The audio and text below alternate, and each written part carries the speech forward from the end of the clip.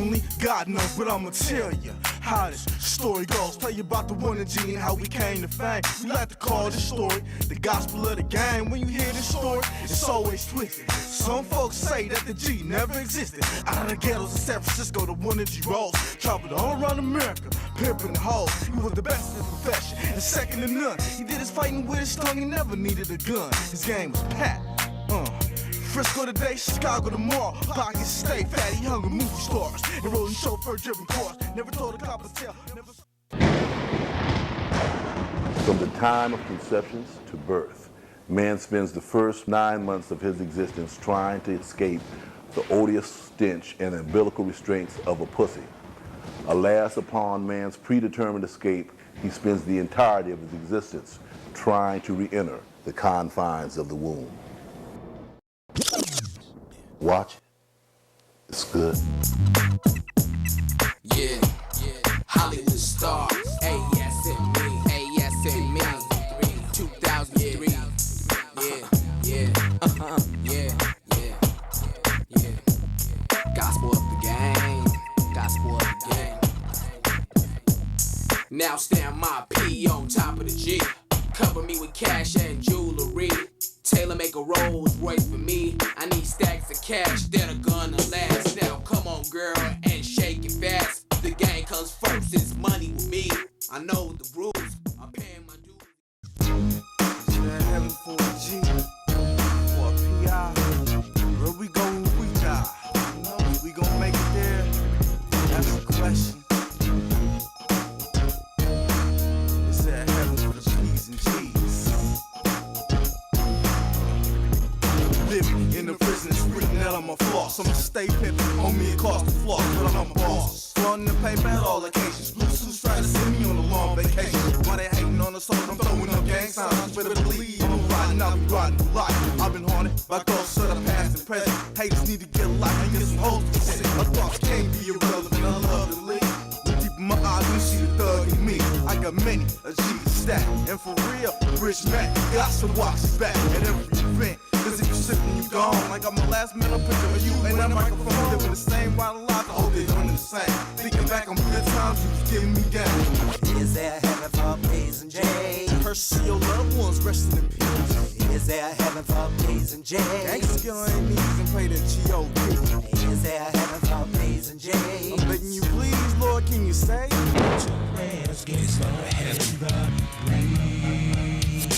Persecuted to the bitter end because of the color of my skin. Someone asked the Lord to forgive me, please. Mama, I didn't want to sin. The time is getting late. No. This is 1040 Oak Street, and this is where it all began. The gospel of the game. Hi, I'm Jimmy Starr. They say the game is to be sold and never told, and I'm going to allow you to steal some.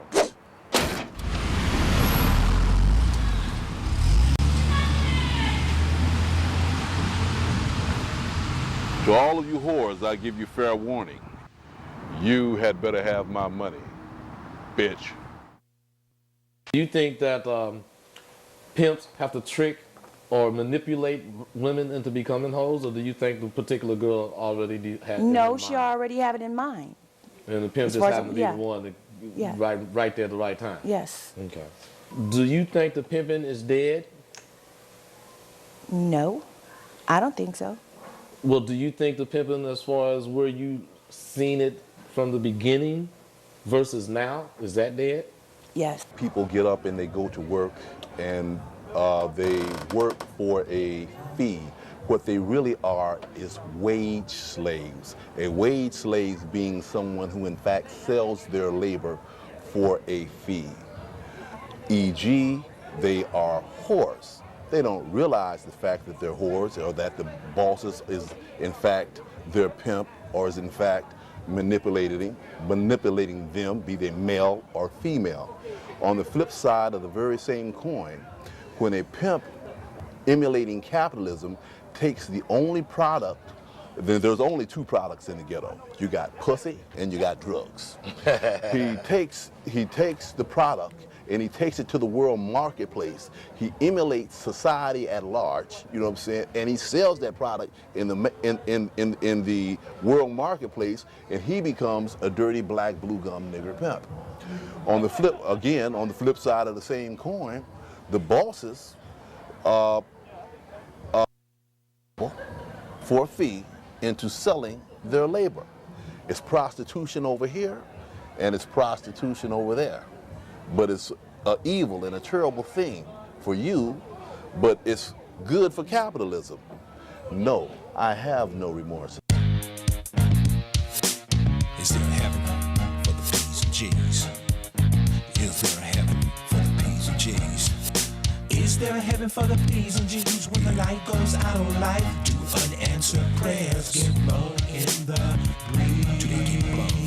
I never had a chance to win.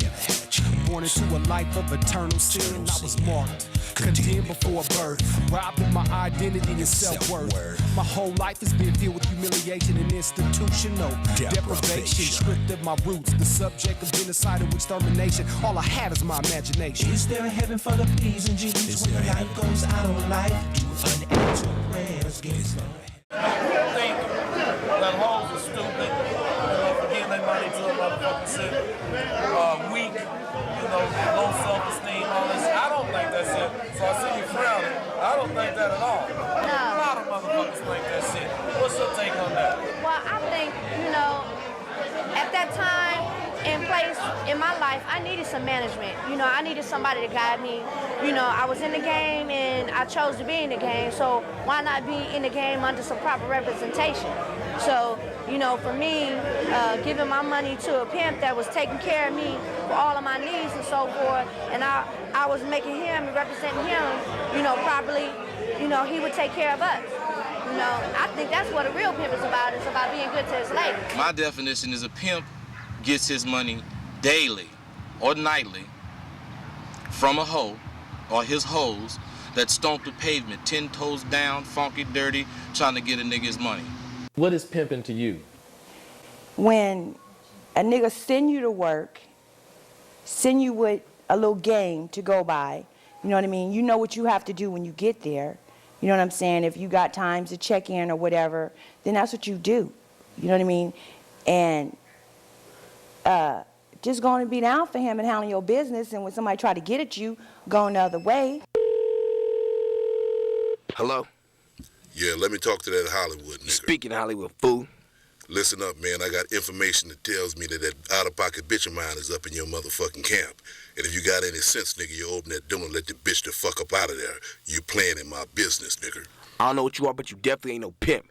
Everything and everybody in Hollywood's house belongs to Hollywood, nigga, and this conversation is over. Hello? Hello? Hollywood! Hollywood! Damn! Pimp me for my bitch. Say, ho, are you looking at me? I wonder if you know just what you see. I pimp on hoes. I slam Rolls Royce doors. All I wear is tailor-made clothes. I got diamonds dripping from everywhere. I got the attitude that say I don't care. The heaviest thing I lift is what a hoe earn. The hardest thing I do is bust a motherfucking U-turn. I'm a real life pimp in every way. You think you pimping? That's what your mouth say.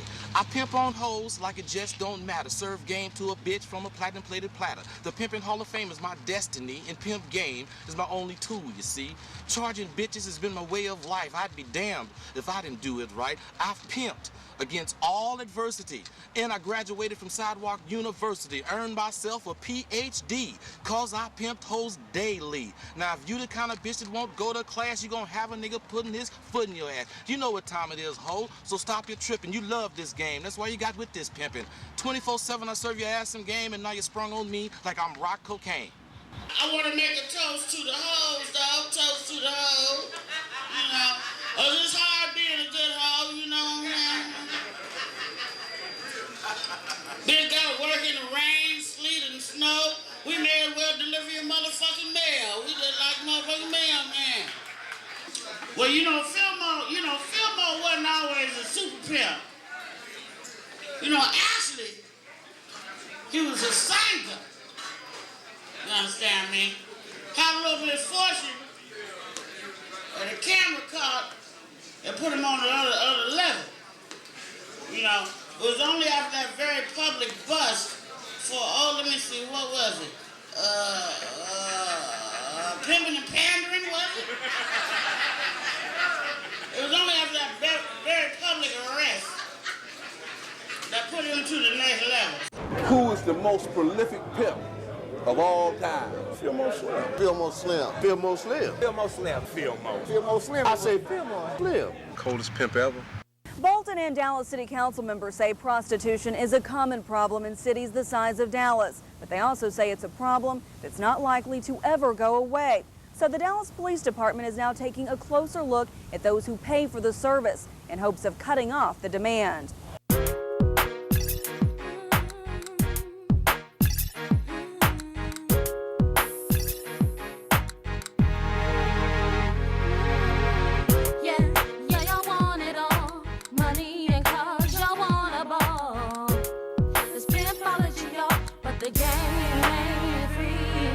I said, wait a minute, brother. I'm Fillmo Slim. I got this hope. You understand me? Now, I'm a real Mac. You know what I'm saying? I don't know who taught you this game. You know what I'm saying? Me? I said, now I'm coming over there for her clothes. Baby, do you want to be with me? She said, I think so. Then I know right then and there what this was. I said, this is your girlfriend, man. I said, but now I'm going to give her back to you. I'm going to keep the money. Jump in my Cadillac. Fillmo Slim came to California from Baton Rouge, Louisiana in the early 1960s on a freight train. He had heard a white man down in the deep south and he had to get away quick. He didn't have any job skills. He only had one desire, and that desire was to pimp, pimp, pimp, pimp, and pimp. And when he got to California, that's exactly what he did. Wait a minute,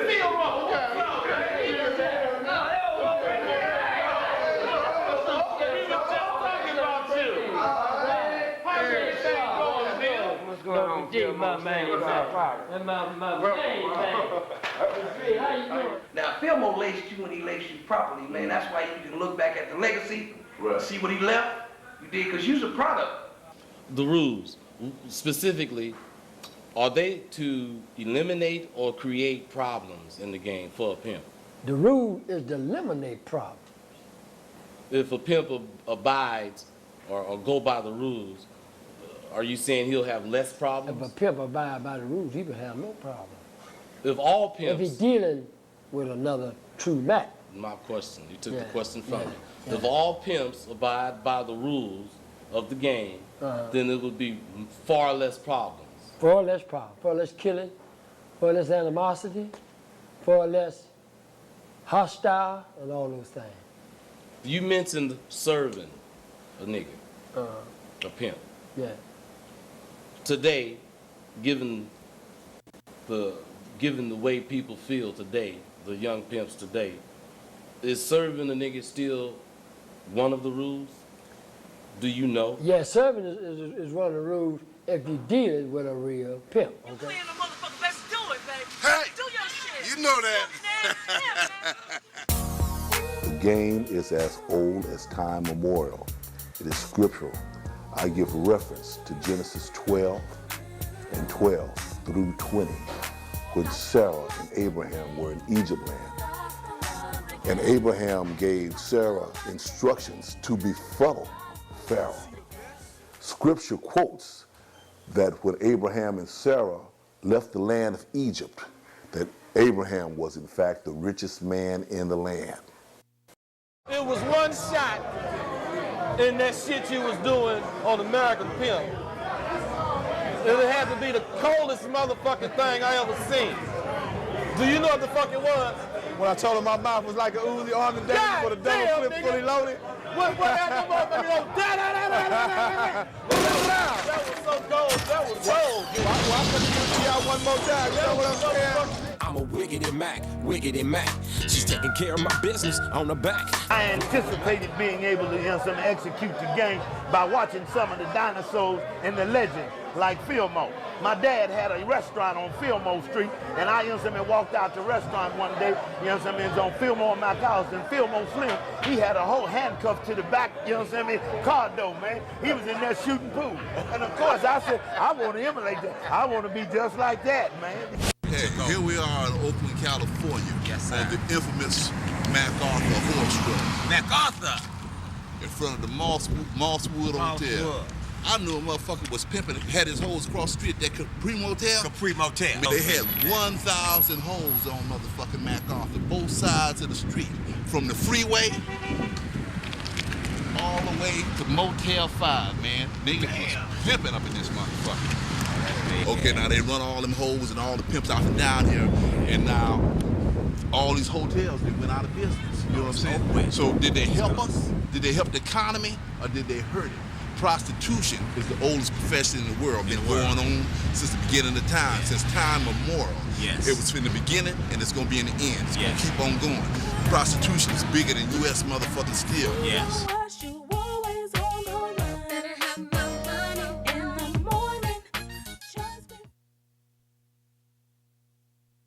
What are some of the names of the guys you really looked up to? Looked up to. The greatest pimp, Los Angeles, Joe Langston. Johnny Moe. The Magnificent Seven. Old Black D. The Wicked Cricket. Pretty Willie. Lionel Murray. Fudgy the Pimp. Bigfoot Suge. Ike Sims. So these was all great pimps. Man, there was some notorious pimps here doing some great big motherfucking pimping. Fillmore was a great pimp. You know what I'm saying? And what his ability to outlive his friends and associates is what really made him great. But it was the people on the same level, some even higher. Pimping is a job. The pimping is the art of utilizing the woman to handle your bidding. Most readily, pimping is recognized with sending a woman to the sidewalk. The better you send her, the more you get, the greater your prominence. Well, that nigga had a brand new Cadillac and a whole bunch of holes in it. He was smooth as ice. Smooth as ice. He was smooth as silk, baby. He was good. Yeah. I seen him put it up, put it down. He gotta go down, he rise up. He moved from town to town, place to place, city to city. Nigga got around. Nigga got around. Oh yeah. I go to New York, I hear his name. Yeah. I go to Cleveland, I hear his name. Chicago, I put his name down. They know him. The man's international. Okay, we got a Max Sheldon up here. How you doing, brother? I'm all right. How you doing, Rose? I'm all right. Max Sheldon, I'm asking a few questions, 4 or 5 questions, and I want you to give me the truth, blunt, whatever. I like that watch, man. Thank you, my brother. I really like that watch. Thank Hey, you, get a shot. Get a shot of that motherfucking shit there. That's how a nigga do it. Yeah. That's how a nigga do it. That's right. Hey, Mac, how old was you when you thought about turning out? Before you became a pimp? When I thought about it, when I first thought about it, I was 13. I'll always love it, and I'll always respect it. And if I needed him to deck, you know, and he was man enough to, if I was doing something that was fucked up, he was man enough to call me and say, Jimmy, stop, nigga, I didn't give it to you. It sounds now, you like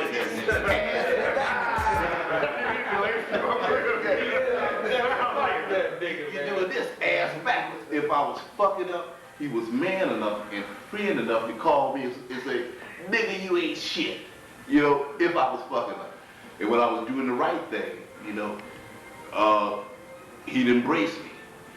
So that meant a lot to me, and I had an advantage that a lot of people didn't have because I came directly out under the wings of Fillmore Slim. I was under one wing, and he's not here today, but Gangster Brown was under the other wing. I could look up under my wing and look around Fillmore and see Gangster up under the other motherfucking wing. And that's the way it was. And we both wound up being two hell of a motherfuckers. Now listen, I really prefer if you drop my last name for my introduction because the bitch is on probation. I want to thank y'all. I want to thank Rosebud and the Fillmore Slim Co-op for having me here tonight. Man, look, I came out here tonight. I said I'm going to come out here for Fillmore Slim. I'm going to try to look as good as the bitch can look. This is about as good as it gets. I don't look too much better than this. This is about as good as it gets. But see, I just moved to LA with all them glamorous bitches. And I'm going to tell you, I'm just a real Oakland chick. As hard as I try to be glamorous, I can't pull it off. Like, I think I look pretty good right now. You would never know that I'm walking around with some bullshit like this going on. Look at that shit. Ain't that some bullshit? I fuck these stockings up. I'm about to take these motherfuckers off.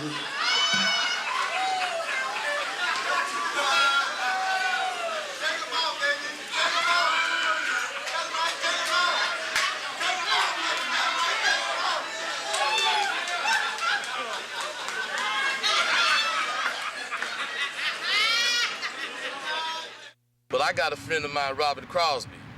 Everybody know him as RC, those of you from the street. And the man got a story to tell. What's up, Rob? Talk to me, Rosebud. Right on, baby. For everybody that's listening, give us a little background about yourself, man. And if you don't want to hold no punches, deliver the KO blow. Believe me, I ain't finna hold nothing back. Because I grew up in the 60s. I grew up counting money. That's how I got into the game. 50 20s made 1,000. I was 5 years old at the time. Goddamn. 5 years old. Nigga knew that at When 5. I was 3, I was counting. My sisters and my older brothers knew it. They set me down at the table and told me to count 50 20s all day long. Is all I did. Drove full of money. How old was you when you got interested in the game? 17. 17? You know, a lot of people think hoes coming and going. You know, stupid, all of those They shit. come and go, but my man told me one thing. You can't have nothing coming and going. How long have you been with your man? 26 years. You from Boston? Originally from Dorchester, Roxbury. You just got tired of hoeing or what? Well, actually, I have children that I was not being a parent to, that I chose to bring into this world. So I decided to hang my shoes up and be a parent to my children. But now, when you came up, were there very many legends in the game, or was it a few, or what? It was the family. It was your family? And then it was an outsider that I know of as Fillmore Slim, who Ronnie Newt looked up to, who he always talked about. Fillmore Slim. Fillmore Slim. Tell me a few things about Fillmore that Ronnie Newton used to tell you. Do you remember anything in particular? Coldest pimp ever. Do you remember when he was in San Francisco and he had this jail problem and the judge wanted him to say that he did something else, and Fillmore, he denied that he did anything else?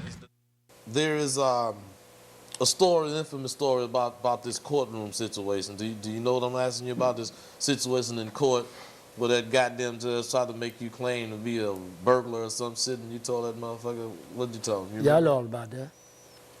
I know all about that. Yeah, the judge told me, he said, well, you got, I said, I ain't no burglar. So I was trying to burglar. I said, I ain't no burglar. He said, well, I'm gonna give you gonna get, what he told me, gonna give me a minimum amount of time. If I own up to it.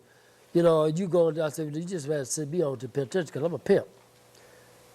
I said, I'm a pimp. I said, the world know I'm a pimp. San Francisco know I'm a pimp. New York know I said, I'm a pimp. I said, Fillmore Slim is a pimp, Your Honor. Hey, you know what? I heard that story. I didn't witness it, but I heard that. So that was one of the things I really appreciated about you, Fillmore.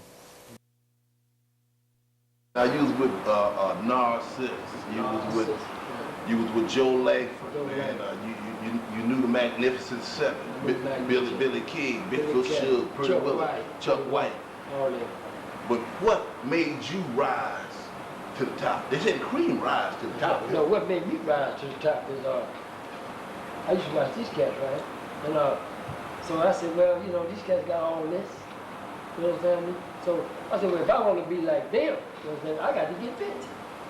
So I got busy. Now, I didn't have no pimp hand like that, but I could catch good, see?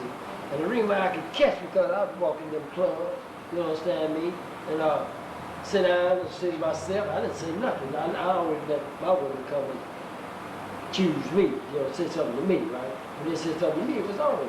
So then next thing next night, I said, well, baby, just go out there and just try it. You try it, you might like it. You know what I'm saying? They try it, you might like it. So then some would go, try it, some would stay. But some wouldn't like it, they would go. Like I had one chick say, well, I tried for a year. And after that year was up, I thought she really gonna stay with me. Girl paid me amazing dollars. And at the end of that year, we gave her a grand big old party. You know what I'm saying? We gave her jewelry and everything. But after that party, she left. They come and they go. They come like they go. So I looked at it like this. I said like this. She said a year. I understood it. But after that, when they say a year, I said, I think you're going to leave at the end of the year. So it was double time. Phil, you touched on something, man. You touched on choosing. Explain choosing and define choosing money so that somebody who don't know might understand. Okay, now here it is right here. See, they offered me they offered me a part in the match. Okay? The part I talked it down because of this shit. When the brother walked in there and gave the man the money, they talking about, I choose you, baby. There wasn't no money on the table, and he ain't giving no money. He's standing there with a poop down. I jumped straight up in the movie. I said, the game don't go like this shit. You understand? Choosing is like this shit. You got a woman, and she want to be with me, she got to bring me the money. And when she give me the money, then I'm going to give you a courtesy card. You understand me? Say, hey, Jay, the little lady over there just gave me your money. You understand me? So you might think, well, that means she's my lady now. She's not your lady no more. Okay? Now. It mean I'm older. Well, not necessarily. Depending on how many you got. so here it is right here. If you say, you know, if you're a true Mac and you true in the game, you understand me? You're not gonna go get your pistol when you come to see me when I come to get the clothes. You're gonna be a gentleman. You say, okay, we're gonna sit down and have a drink. You're gonna take your woman, you're gonna accept this shit, I'm just gonna go about my business. Now, not saying that you're not gonna ride back down when I put it down on the track and find out whether you had a flaw at in your pimping. You understand me? So if you ride down there, you understand me, and be able to talk to your woman, get her back, you understand, find out the flaw in your pimping, then I'm supposed to accept that. But now, if you ride down there on this woman while she's working for me, and you stopping my money, then I got to call you, give you a curse cause if it's Jimmy, you're in my business. Now, I understand you trying to catch your hoe back, and I understand that. Game, recognized game all over the world, see what I'm saying? But long as you ain't stopping my money, and you can catch that hoe right in the corner when she on a break or something, in a hamburger stand, and get a chance to tell her something, when she bring you the money, then I can accept that. Man, tell me, what makes a pimp? What make a pimp? What makes a real pimp? You got to pimp for his grits. What make a real pimp? It's like this. Pimping for his work, you understand what I'm saying? He about his business. It's like a job. It's a job. See, pimping is a job. See, pimping ain't easy. Somebody got to do it. Pimping is a job. That's right. So it's like an everyday thing. I mean, he got to keep his mind straight. You understand me? He got to know what to tell his bitches. You understand me? And he got to know how to send them. And he got to send them right, so he got to know he's gonna come back. So he's really worried when he send them out the door. Understand me? But if he's a real pimp and he got his game down, he ain't got to worry about them. They're coming back. Just like chicken, when they fly, they come back to roost. They know when they come back. And so what make a real pimp is, this is what he want to do. It's just like a truck driver wants to drive a truck. A pimp want to be a pimp. They be all he can be. Nowadays, bro, selling drugs. Nowadays, this is a new wave of pimping. They all they're getting their money on now. So it's all wild. That's all I can say. It's all about the money. See, now, it ain't about the pimping, the class, the story, the pimping. Now, it's all about the money. That's what it's about. Hogan, hoe in the daytime, spit balloons at night. It's all about the money. And when we was pimping, we go out and get shoes, stay down the hatch, we didn't go to show with jogging suits on and tennis shoes. See, so this is a new thing. This is something that OGs have to accept. This is their time now. This is the way they do it. But like I said in the other movie, you understand me? You can change the game. I mean, you can change your style of the game, but you can't change the rules. So this is what's happening. When did you first notice or get interested in the game? We used to just kind of look at some of the boss players in the town. You dig when I was coming up as a cheering man, like Fillmore, you dig Fillmore Slim, Marvin Harris, Ronnie New, you dig Ronnie Character, you dig Lope, you dig a couple other boss players, from that Sucker Free, man, that was Game Infested in Bay Area management.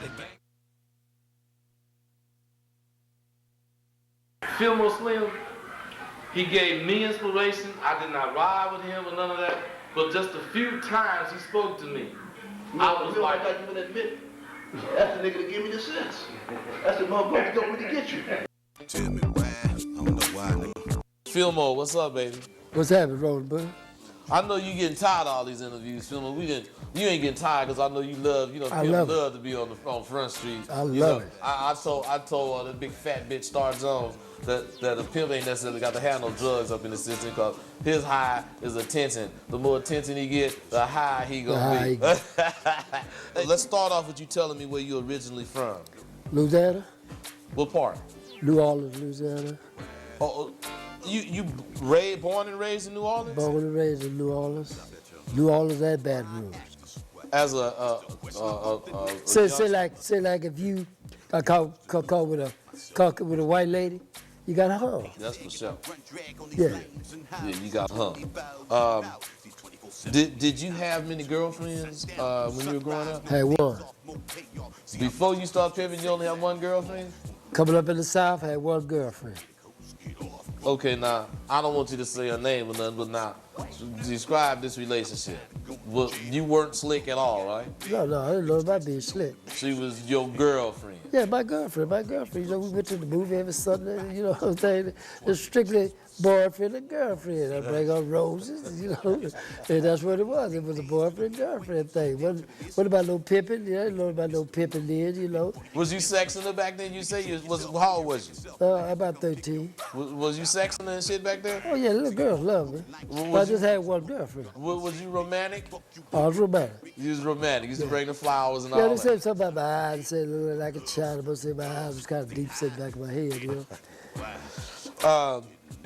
What were your normal expectations of life in your town? My town in Louisiana? Mm-hmm. Oh, well, my normal expectations of life was people were struggling, you know, and it was hard times. See, it was hard times, so we did everything we could to get some money, you know. Wherever I worked at, I stole. You know, I worked at a big old pharmacy. I stole rubbers. I sold rubbers. I mean, I'm talking about sex rubbers. I sold them to the men on the corner. To the men? Yeah, to the men. Yeah. Now, how did all that affect you in life? I mean, did it? Well, that affected me one way. You know, it was hard. And, you know, I just had to struggle till I could get away from there. You know, had to be better somewhere. So you had a big desire to get away from I had the a big South? desire. Oh, I left on the freight train. Yeah, I had a big desire to leave there. You left on the freight train? I left on the freight train. Check this out. I left on the freight train in a truck and didn't come out the truck till I was in St. Louis. So let me get this straight. You was how old? How old was you? I was about 16 then. I had to So leave. at 16, I had to leave. your desire to leave the South led you to actually... No, their desire for me to leave the South, okay? Their desire? Who I was had there? to leave. No, I had to leave the South. Let me explain something. Somebody to you. forced you to leave? Oh, yeah. Who was that? The law. The law forced you to leave at 16? Yeah. So this is how you embarked upon coming to the West Coast? Yeah, let me tell you how this come about, okay? Like I say, I used to just hang out at night, hang out late at night, you know. So they had this, right behind my house, was a whole house. Feel me? It was a whole house. So these ladies, these prostitutes, I used to go to the store for them. You know, they'd give me $20, boy, go to the store. You know, I could keep the change, right? So one night we was out there, right? And we was out there by the whole house, and these two white dudes come down and say, hey boy, where can we find some women at? So right back here behind my house. So when they went through the little alley, we robbed them. We took all their money and everything, you see what I'm saying? So that next day, we didn't think about it, we did it that night, right? So that next day, we was out there playing basketball, you know, right in the yard, and we see the police come up. When the police come up, I know something wasn't right? So they started playing, right? I run from the crowd and go up under the house. The police take all them to jail. I stay up under the house until, I stay up under the house until about late that night. Then I came from under the house, went home, told my parents when it happened. They called my sister in California, okay? They put me on a freight train. I left on a freight train, okay, till I got to one city, then I got on the passenger train coming to L.A. So it was a move that your parents made. It was a move that they made. I had to move it. You know, I'd go move it, and they had to move it. Right. Because I didn't want to go to penitentiary. You know, down there, 16 years old, you go to penitentiary. So you was still in New Orleans at 16? Yeah. Was you in the music then? No. what were some of the other things that you didn't like about the South? You mentioned the racism, the segregation, and all this stuff. What I didn't like about the South, you know, the South, I mean, the way black people was treated. You know, I mean, you was the underdog. You know, say like veterans, they had captivity over you, right? Say like, I'll say I worked at a drugstore, right? I delivered drugs to people's house, right?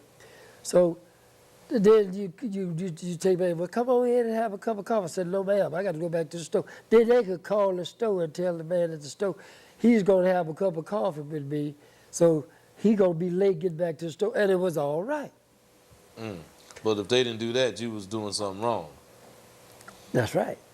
When did you realize that the South was not for you? Oh, I realized the South was not for me after I got around about 16, 17 years old. And I had to get the hell out of there. I mean, because I couldn't, you know, I didn't like the way they talked to you. And I was always getting beat up or locked up because of my mouth, see? I wasn't afraid to talk back, you know. To the police? To the police, to the white man, to anybody who would say something to me. So now, the Peckerwood, that wasn't the police that fucked with you, and you said something back to them, did they beat you up or did they call the police? Oh, yeah, well, you were scared to fight them because if you whoop them, you go to jail. So you have to lose the fight. Matter of fact, don't even start the fight.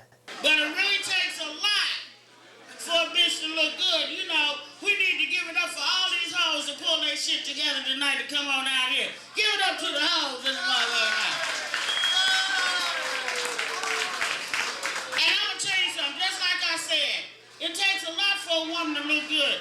Y'all have no idea. Y'all have no idea what it takes for a woman to look good. If a bitch is on top of a game, her earrings and everything is matching. But you better check that shit out. Because if you meet a bitch that look too good to be true, the bitch probably is.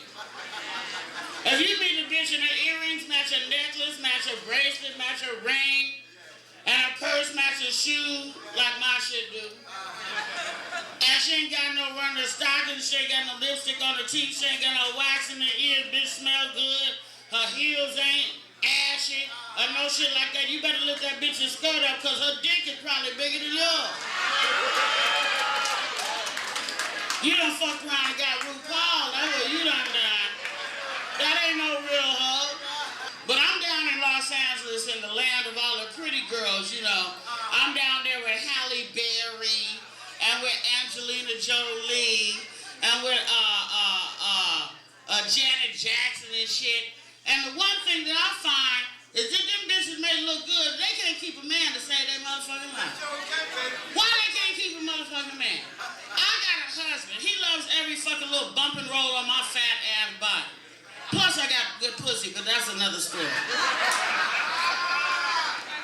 But you know, I wondered, I said, now if you are Halle Berry and you got a flat stomach, you make $1 million, you don't want an Academy Award. Bitch, how come you can't keep no motherfucking man? And it occurred to me that maybe them hoes got vaginal odor.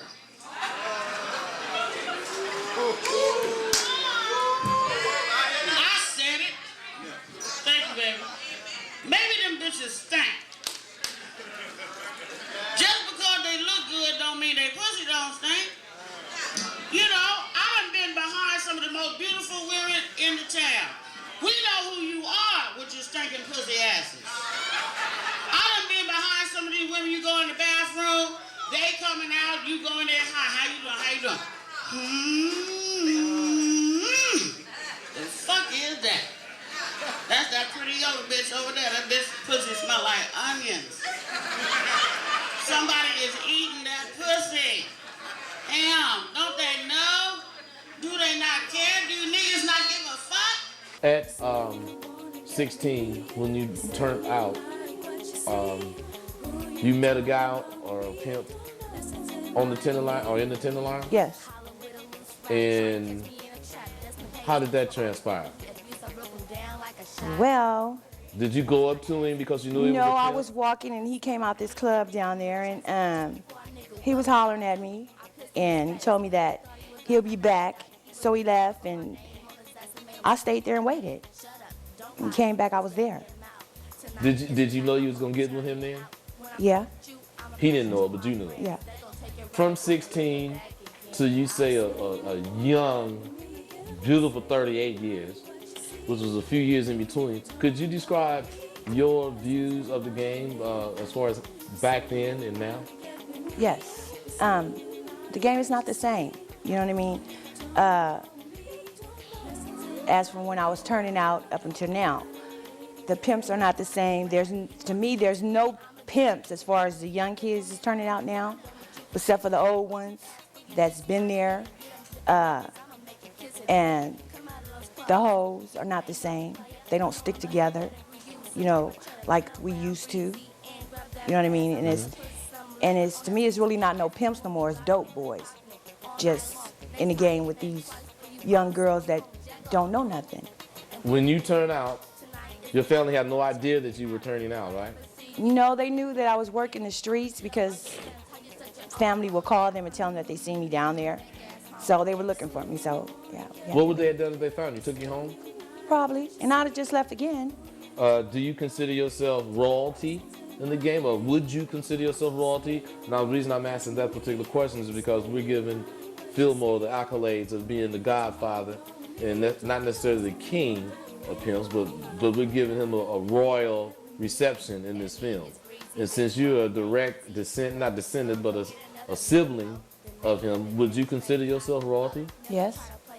Is it based on the fact that you Fillmore's cousin, or is it based on the fact that you that bad? No, I'm that bad. To your knowledge, was Fillmore Slim international? What kind of question is that? Hell yeah. That's the Godfather, man. Yes, he was international. He was the man. Yeah, the best that ever did it. You know what I'm saying? Yeah, hell yeah. Did his teachings actually shape your philosophy? Yeah, yeah. I listened from the beginning all the way to the end. Anytime I had a problem, I called Fillmore. Anytime it was a situation, I called Fillmore. When I was in my choosing or trying to knock a brother, I wanted to make sure to see was I doing it right, and told him, come on, watch me, follow me. I'm finna do this here and tell me what you think at the end. And it was like, well, Fillmore was always there for oh, you. hell yeah. Yeah, better be, because he got me in this shit. You have any closing comments you want to make? Sure. Any brothers that like to want to try to do this here, and you want to get taught by the best, you understand what I'm saying? Come to our school, Fillmore School, Jimmy Star School. Read the Bible, the gospel of the game. Get a real dose of it, and it might help you.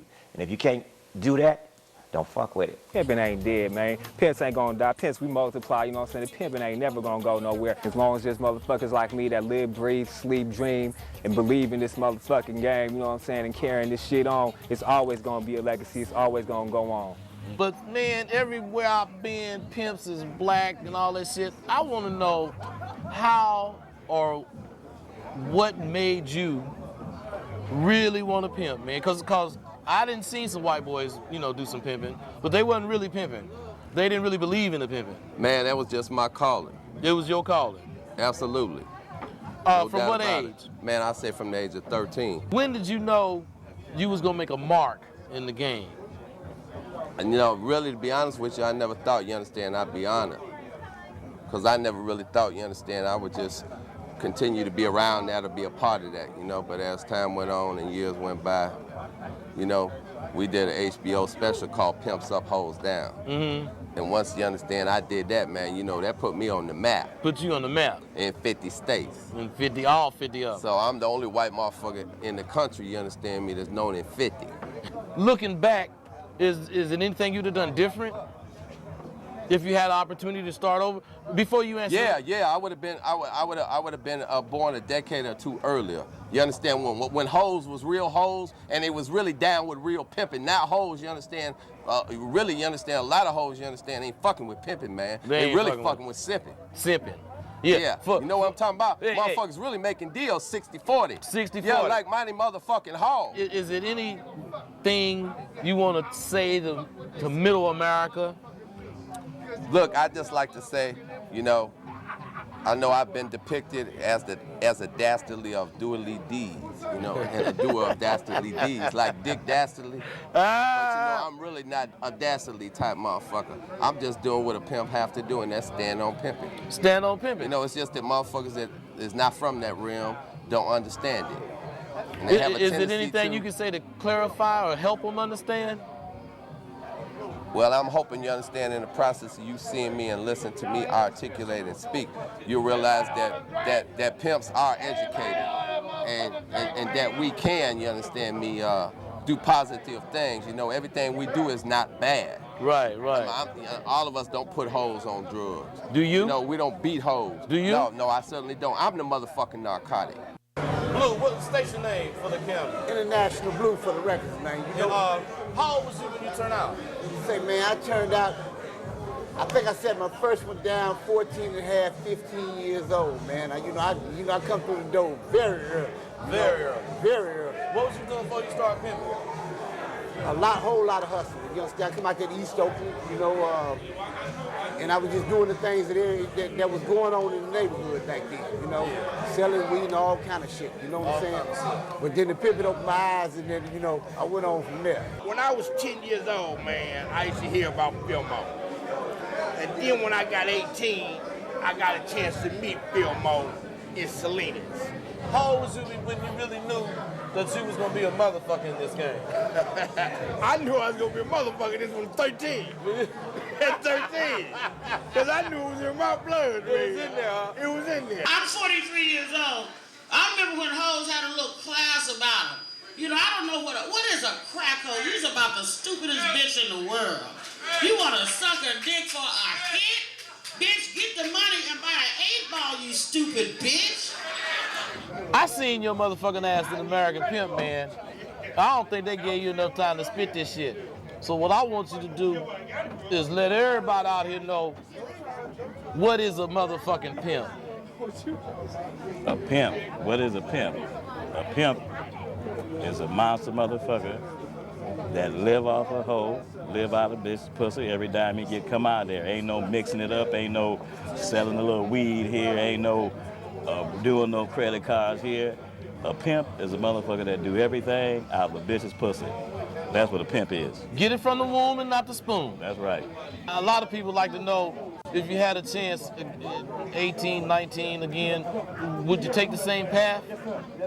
Yeah, I take the same path because when I was 18, you know, I was pretty well straight, you know, because I won a football scholarship, so I could have done that, you know. I lived next door to this pimp. I used to run little errands for him, you know, take his girls to work, drop them off, and run to the store for him. And, you know, I just like being around him, you know what I'm saying? And he told me, he said, man, it's in you, man. You know, it's in you, man. You know, so I just hung with him, and that shit came out, man. Who was this pimp? His name was Ronnie Gimp. Ronnie Gimp? Yeah, Ronnie Gimp from Venice. Yeah. From Venice, a real pimp? Real pimp, the only pimp in the town. Old-time players, such as yourself, would you say that they believed more in the purity of the pimping versus, because I heard you mention earlier that you got, you know, pimps that let the girl tell them what to do, pimps that's gonna go let the bra sell the dope on the track and all that. Real pimps, I'm not saying anything is wrong with hustling, whatever your hustle is. Yeah. But if you pimping, what is your occupation? What do you profess? If you pimping, you procuring. Your occupation is pimping, procuring. 266-8 to 266-I. That's pimping and pandering. Pimping and pandering. Pimping is when you proposition a broad. No, pandering is when you proposition her. And you proposition to come with you. When you send her, that's pandering. That's pimping and pandering. Pimping and pandering. Penal code. 266-8, 266-I. I've had the I want to say the esteem. It made me happy to sit down and talk to you, and I've heard you say this more than once, and I want to clarify for everybody. How do a pimp send a hoe out the door proper? A pimp send a hoe out the door proper with his set of rules. You're under my instructions. When you first realized that you was gonna be a pimp, was it a lot of players around that was rolling? I'm gonna say it like this. You know, I came up in an era when Fillmore Slim was at his best, right? You know, in every kind of profession, in every lifestyle, there's an icon, right? You know, in basketball, they want to be like Mike. Right. You understand? Football, they want to be like Walter Payton. You understand? In this game, Phil Mo Slim's the icon. You know what I'm saying? He brought me up from here. You understand? Gave it to me like I needed to get. You understand where I am today? You know what I'm saying? When you was under 14 or over 14, did Phil Mo start fucking with you? Phil Mo reached at me when I was about 17. You can't say the words P-I-M-P. You know what I'm saying? Properly inspiring and managing prostitutes without, you understand, thinking or saying Phil Mo Slim. Tell me a little bit about yourself, man. Well, I'm Speedy Gunn. Let me see, where can I start? I think when I first met you, I think I was like 16 years old.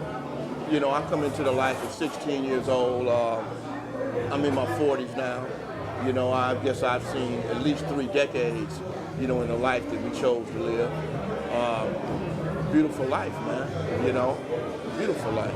Speedy, so you got damn near 30 years in the game, man. How many holes would you say you had in 30 years? I couldn't tell you, man. You know, I'm gonna go with something that I heard Phil Mo say. You know, after your first 1 or 2, you stop counting. Yeah, I know that's right. Yeah. It sure seemed like that. Yeah. Hey, ask a question for me, man. Who is the most prolific pimp of all time? You mean outside of me and you? Outside of me and you. Phil Mo Slim. Let me ask you something. When you turned out, how old was you? When I turned 18. You was 18? 18. So it's simmered within you for 5 years before you actually turned out? Yeah. You turned out in Oakland? In Oakland. Okay. Now when you turned out, you was on MacArthur and Grove? I was on West Mac. I was on West Mac. West Mac, Shattuck, around there? West Mac, there you go. Yeah, you know, I remember You called the that. Shattuck Hotel. Yeah, That's you know right. what I'm saying? That's That's right. where we did it at. You called that. Yeah. Let me, you had, I'm sure you had a lot of holes in your time. Yes, sir. But Yes, now, sir. when you was coming up 18 years old, who was the name pimps? Who was the motherfuckers of the hour? Man, the main ones, man, when I was 18, was Phil Mo, man. He was the main. It was Brown, Gangsta Brown, Kenny Red. We about the same age.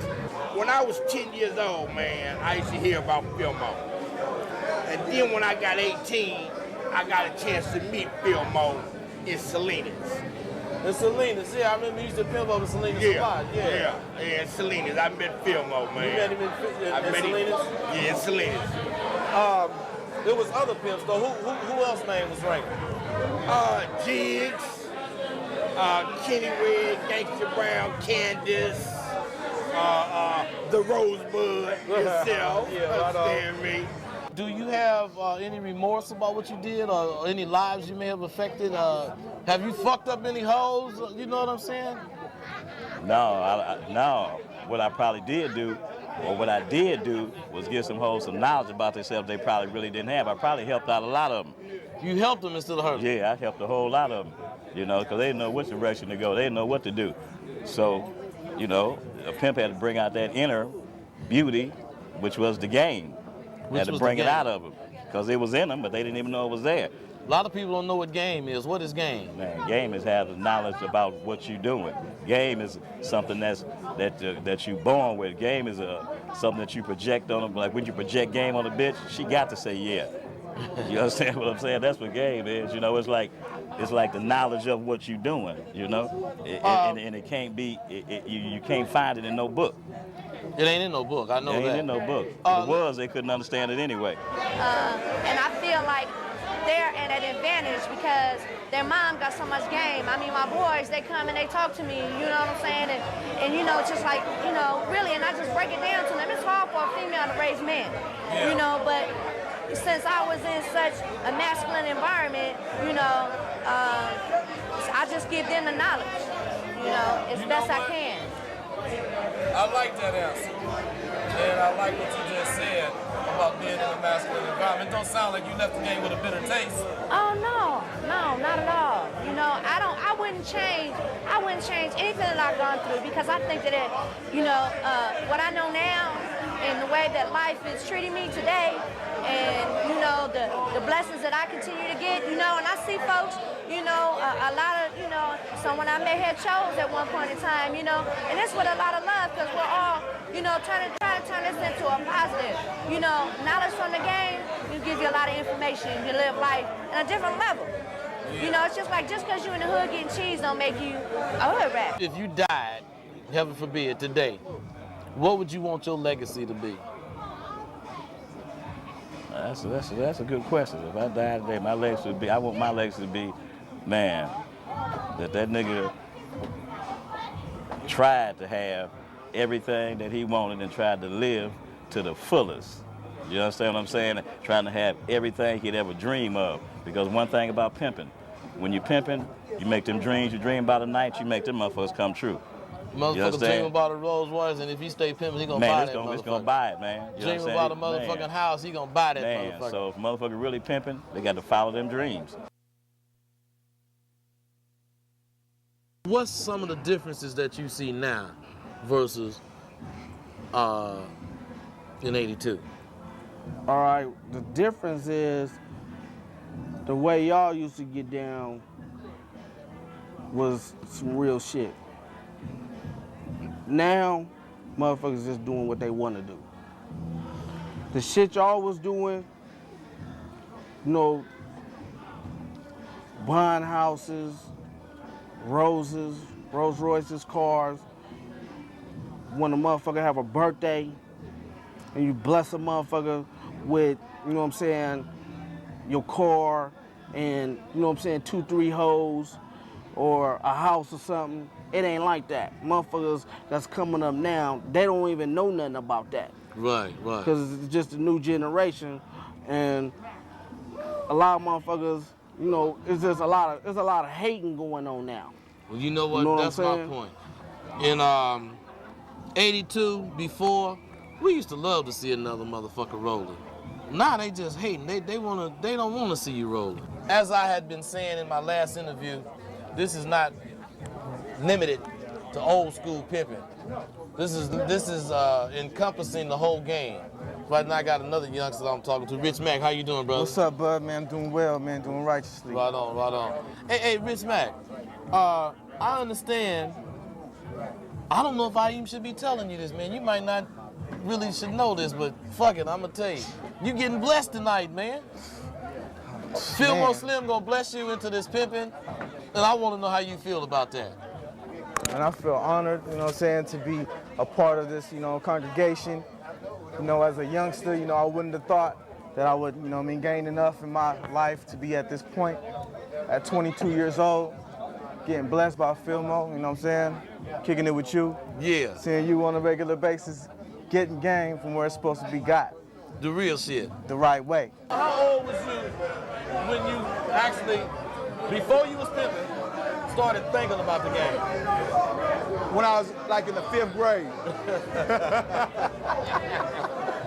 When I was in the 5th grade, no, for real, Rosebud, you know how the teachers ask you what you want to be and all that and everything? And I told them I wanted to be a pimp because my real father, Rosebud, was a pimp, you know what I'm saying? But I mean, he wasn't doing it like we was doing it, but he had hoes on West MacArthur, you know what I'm saying, when it was going on, you know what I'm saying? And that's what I wanted to be, you know, because I thought it was cool where, bitch, what my money. How old was you when you actually turned out? 18. 18? 18. Now, that's 7 years. Why do you think you waited for 7 years?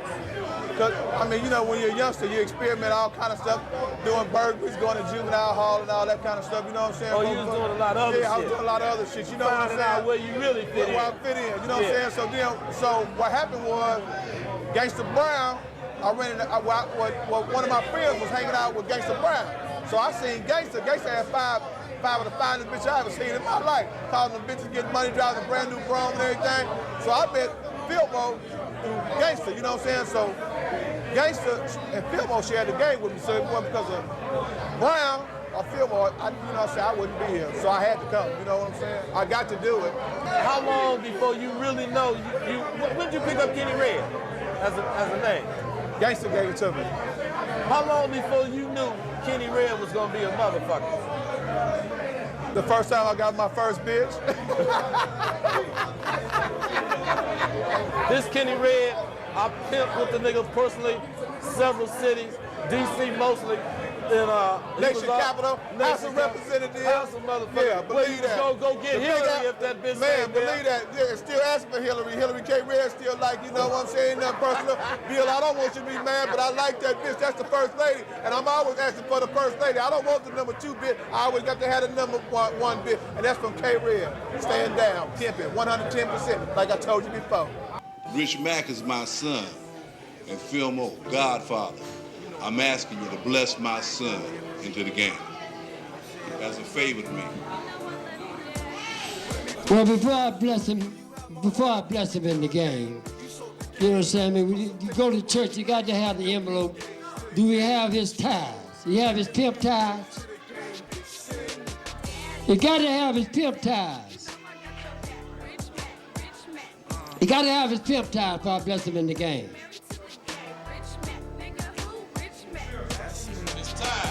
His ties.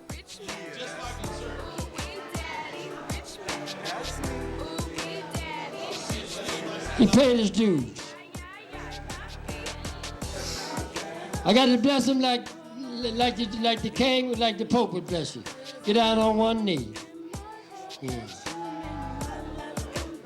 Do you promise in the game of the Book of Rules of the Pimp Revelation to be a pimp, nothing but a pimp all your life until you leave this earth? And when you leave this earth, do you plan to be, do you want a hoe to be your pallbearer and hoe to preach your funeral? Are you for real with this pimping? You plan to have a bitch and you never snitch on this game? And do you understand that game is to be sold and not told? Do you plan to have hookers, hoes, or what? You plan to have hoes? If a hoe come in and the money is short, if you tell a hoe that you want 500 and the hoe come in with 340, what do you do? Say, fuck that, bitch. Bring me the money. I now pronounce you a young, upcoming pimp, but I want you to understand one thing. You are still in school. All right? Bless him with the pimping, y'all. Give him a big round of applause. Bless him with the pimping. Yeah. Bless him with the pimping. All this is all right. How you feel, Rich Mack? How you feel? I feel ready to do my thing, man. That bitch gonna give me that money. Charge that bitch. You charge that bitch. Pimp that hoe. Pimp on that hoe. She gonna get pimped on. Hooray! Pimp, pimp. Hooray! What you doing now? Actually, I work for the city and county of San Francisco. You kidding? No, I'm not. What you be doing? I actually case manage. You know, one of the things that I was blessed about from some of the risky behavior of mine is that I was blessed not to catch any communicable diseases. So I gave back to my community, and I work with a lot of girls that are still working the street, you know, try to give them some harm reduction tools on how to keep themselves safe. You know, the game has really changed a lot. You know, a lot of women are out there, you know, just lost because they on drugs and they don't have nobody to manage them. I would suggest, you know, if you're going to be in the game to be represented. You know, I mean, I would think that would be a better way to go, because what you're risking when you're out there as an outlaw, you know, your life, your freedom, you know, it's not always worth it. You know, I think a lot of ladies right now today are lacking a lot of misrepresentation. If you could live your life over again, would you change anything? I would have stayed with my music.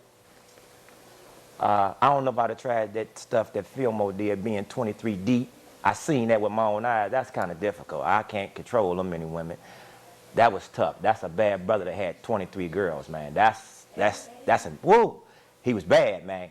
You had your hands full with 5 or 6 that you had. Man, that was enough. Yeah. Yeah, Fillmore had 23. So he really had his hands full, huh? I don't know how he did it. And still living, and still breathing, and walking, talking, and had no nervous breakdown. It's a bad man, man. A bad man, huh? Bad man, That's man. a bad man. The truth of the matter is, I do different shit. You might be doing different shit. I've never known Fillmore to really do different shit. And what I'm saying is I believe every one of us tips a hat to him, and if he needed No whatever, we give it to him. No So doubt. not that we giving him anything. I believe he earned it throughout the year. You believe? What's your take on that? You know what? I believe that Fillmore earned it. I believe that all allocates and everything that's coming Fillmore's way today. You are absolutely correct. Fillmore, he's earned it. You know what I'm saying? On the strength of his pimping, on the strength of his longevity, and the fact that he's been an inspiration to so many motherfuckers throughout the years. I mean, Fillmore wasn't the kind of nigga that would discourage a motherfucker from wanting to try to tackle his pimping. Early on and stuff, I rode up on Fillmore one day and told him, I said, one day I'm gonna ride beside you. Now, you know, when we was coming up, you know, it wasn't easy to get in the doors of this pimping because, you know, No, hell no. Niggas wasn't giving you the game. Niggas wasn't giving you the game. Niggas was roast shit, tell the bitch, oh, bitch, you know what I'm saying? You done chose down. Did you actually know Fillmore Slim back then? I knew Fillmore at a young age and stuff. Like I said, Fillmore used to hang out down on Fillmore. I have some stories I can tell you about Fillmore as a youth that I remember before I even really understood what the game was all about. Give me a couple of them. One was, one day the police had Fillmore jacked down in front of the Manor Plaza Hotel. And he was reaching in his glove compartment. And he was telling me, he was pulling money out. He said, I got this from a brunette. And I got this from a blonde. You know what I'm saying? I got this from that fucker. So, That's that motherfucker Fillmore. Hey, what's your name? Raquel. Raquel? Yes, Raquel. Really? Yeah, really, Raquel. Raquel. Raquel, are you a hooker? Yes, I am, if you want to call it that. You want to see? What do you think?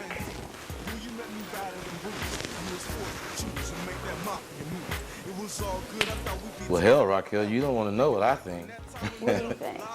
Yeah, I think if you ain't a hooker, you sure should be one. What else do you want to know? Well, I want to know quite a few things, Rocky. When you regroup, turn yourself around, I have a few other things I want to ask you. Okay. You let me see that you definitely have that potential, that quality to be a hooker. You know what?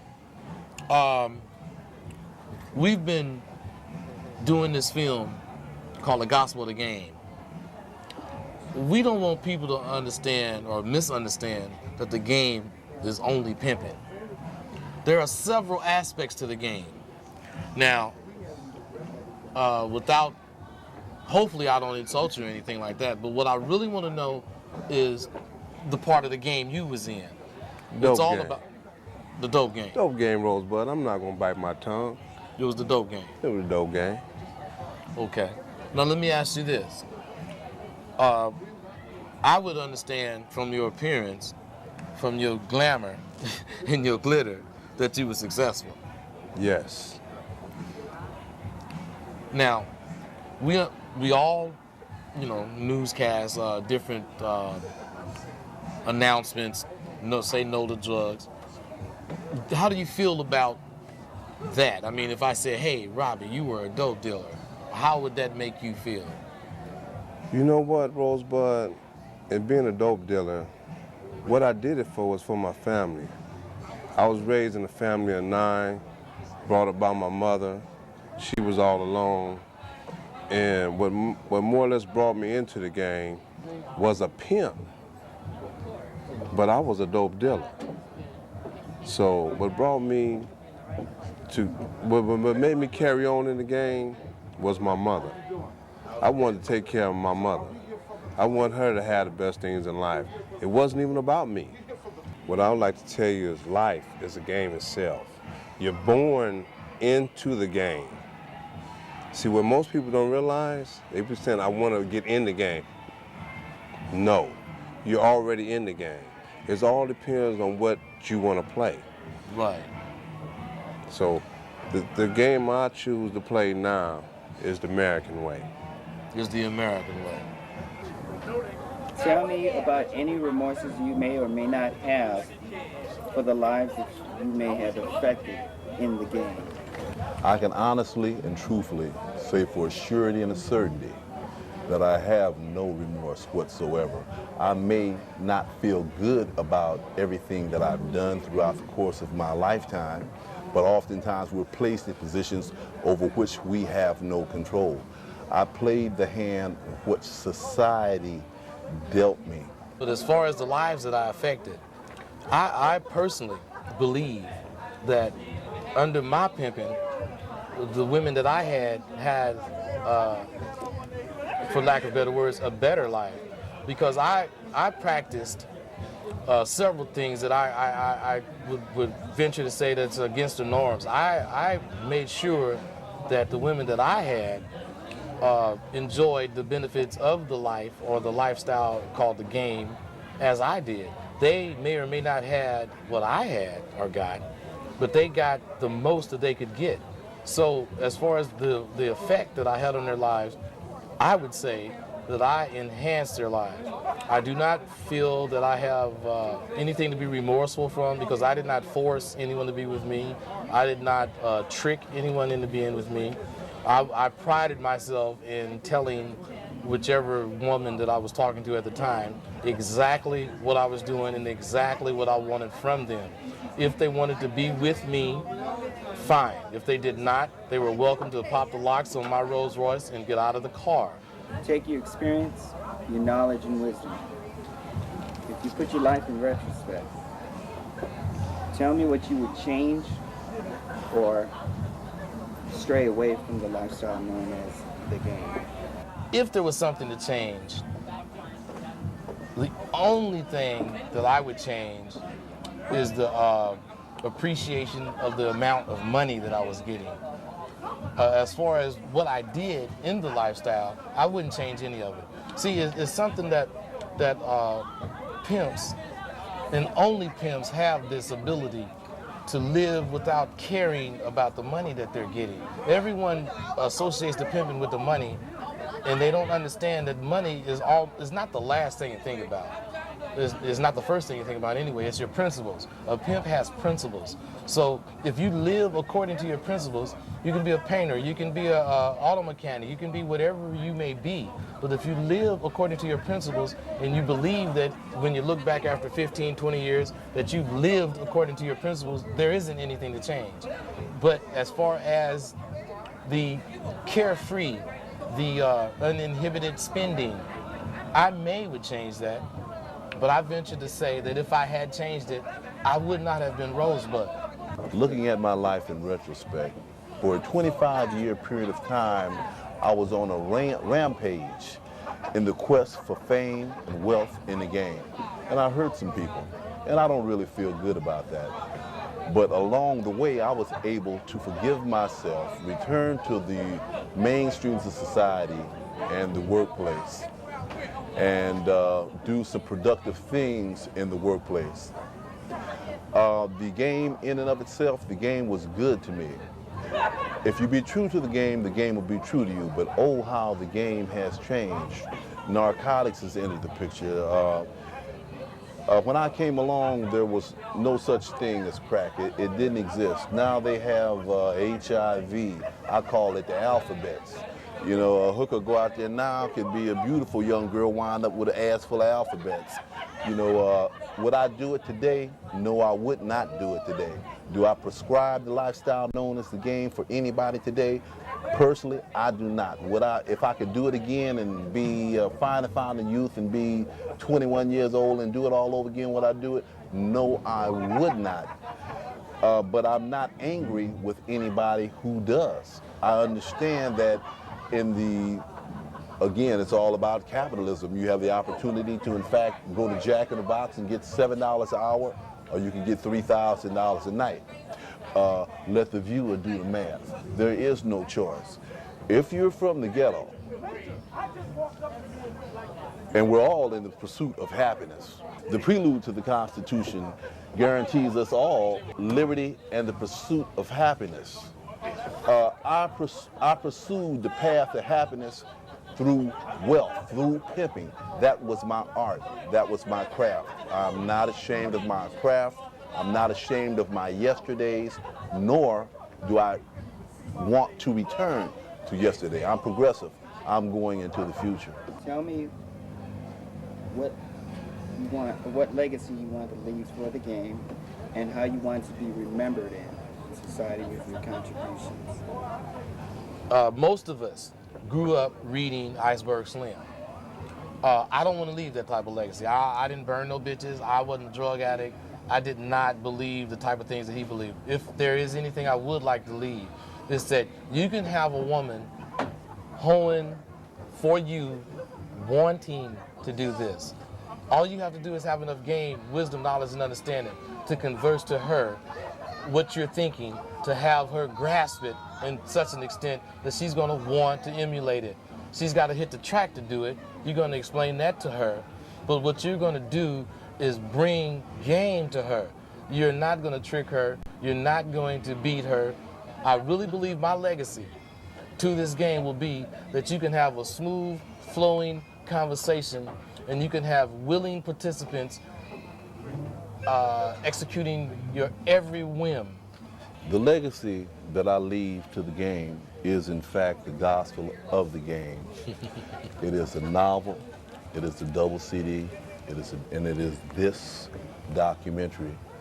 It gives a bird's eye view of the game from the inside out, like no documentary or no compilation of intelligence ever has before. It is in fact the truth of the game, from the Tootie to the Rudy. What you would tell young people who want to get in the game, what advice would you give them? I'm happy to say that my partner Jimmy and myself, we're both authors. As he mentioned in the previous question or previous answer, you wrote The Gospel of the Game. You wrote The Gospel of the Game, the CD, and I'm happy to say I'm a very big part of the film we're doing. What you want to leave is not how to do this, but the correct way to do it. I'm not saying you could teach a painter, I'm not saying a painter can teach a person how to paint. You have to want to be a painter or an artist to actually be able to understand what a painter is telling you, or a carpenter, or a mechanic. You have to really have that in you to understand it. I wrote several books myself. What I've tried to do in Rosebud the American Pimp is explain what I did and what I know works. I'm not trying to tell you what to do, but what I'm trying to tell you is if you do the correct things, if you have a particular covenant, if you believe something and you practice what you believe, 9 out of 10 times what you're believing and practicing will come to light. And as far as leaving a legacy to the future pimps, if that's the case, what I would like to do, or what I would like to leave, is you have to be a real pimp. You have to be a person that actually wants to be a pimp. And when you feel this and this comes to light to you, there are things that you're going to have to do, things that you're going to have to endure, things that you're going to have to accept in order to actually fulfill your dream. And my whole life, my whole existence, since I've been pimping, when I was pimping, I didn't think like this. But after I stopped pimping, I realized that in order for a younger person to actually achieve what I feel I've achieved, they have to realize there is a such thing as game. There is a such thing as being a real pimp. Firstly, I would have society to know that contrary to popular belief, pimps are not just renegade Negroes on narcotics running to and fro, back, forth, and back across America. It is they are very sophisticated.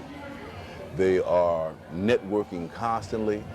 And I would also have you to know that the pimping is an art form. A pimp practices craft daily. He breathes it, sleeps it, he dreams it. After a while, in his persona, he could reach out and touch a woman and know what she's thinking before she thinks it. It is an art, and it takes a while to get there. Everybody cannot pimp. Today, in these hip-hop videos, we see everybody's a pimp. Everybody's a pimp. But the reality of it is, everybody's not pimping. Pimps don't have women on 15 women laying on the beach shaking and down in Florida. That is not pimping. The pimping must be respected for what it is. If you can't respect it for what it is and know what it is, then don't fuck with it. Leave it alone. Why give the game a black eye? What words of wisdom would you have to offer the listening viewers coming from Fillmore Slim? We already respect you. We already know you're a godfather. We already know you had a hell of a reputation cross country. But what words of wisdom can you offer the viewing public? The public? Not about being in the game unless that's what your words of I wisdom said the public, offer the public?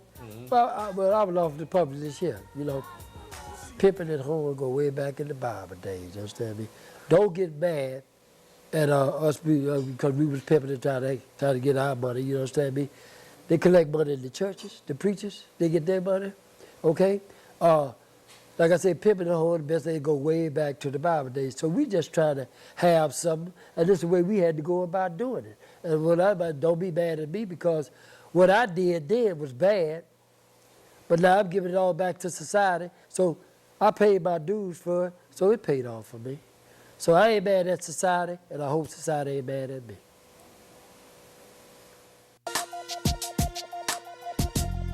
How long have you been a hooker? 20 years. 20 years? 20. Raquel, you don't even look to be 20 years old. I'm 35, baby. You 35? I'm 35. Well, what made you become a hooker? It's a long story, but I'll make it short. I got kidnapped in LA by gunpoint. I lost in touch with my girlfriend's contact. There was no cell phones, no pagers. So I went out and made some money and got home. You got kidnapped, and then because there was no way to contact your girlfriends after being kidnapped, you had to get back home. Where's home? San Francisco. So you had to get from LA to San Francisco, and that's what started you hooking? I was 15 years old. I said, ooh, this is easy money. Wait till I get back into the city. I'm gonna blow this shit up. Who kidnapped you?